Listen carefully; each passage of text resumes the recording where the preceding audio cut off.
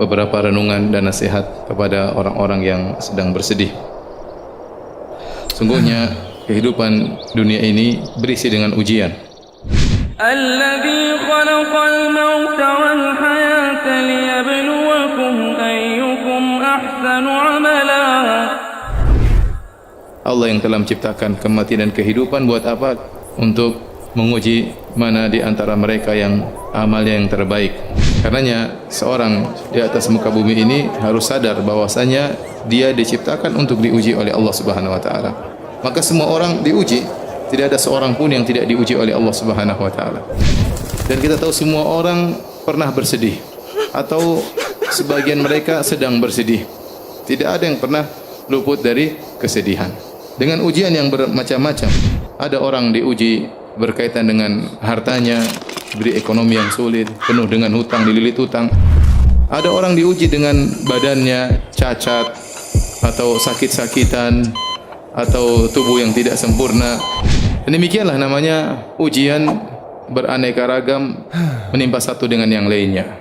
Memang berbeda-beda, ada yang ujiannya sedikit dan ada ujiannya banyak. Tetapi semua orang diuji oleh Allah Subhanahu wa taala. Dan siapapun orangnya, mau kaya atau miskin pasti diuji ya. Sebagaimana sering saya sampaikan, bukan hanya orang miskin yang diuji, orang kaya, para pejabat, para penguasa, mereka juga diuji, mereka juga bersedih. Betapa sering kita melihat foto seorang pejabat yang mungkin tersenyum dalam foto tersebut. Namun kita lihat senyumannya penuh dengan keterpaksaan.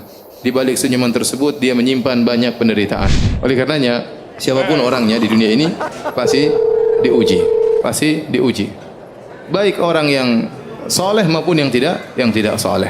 Terlebih lagi Allah menjanjikan orang-orang yang beriman dengan ujian yang lebih berat. Kata Allah Subhanahu wa taala, Alif Lam Mim ahasiban nasu ayyutraku ayyaqulu amanna wa hum la yuftanun. Wa laqad fatanna alladhina min qablihim fala ya'lamanna Allahu alladhina shadaqu wa la ya'lamanal kadhibin.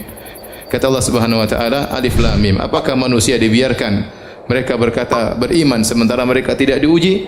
Sungguh kami telah menguji orang-orang sebelum mereka agar Allah tahu mana yang imannya benar dan mana yang imannya dusta. Apakah kalian menyangka kalian akan masuk surga sementara belum datang kepada kalian ujian yang pernah menimpa orang-orang sebelum kalian? Mereka ditimpa dengan penderitaan, dengan kesusahan, digoncang oleh Allah Subhanahu wa taala. Jadi orang yang beriman justru dijanjikan ujian oleh Allah Subhanahu wa taala. Maka Imam Ahmad ditanya, kapan seorang beristirahat? Kata Imam Ahmad rahimahullah, sampai dia menginjakkan kakinya di surga baru dia apa? Istirahat. Oleh karenanya kita harus sadar bahwasanya dunia ini isinya adalah ujian.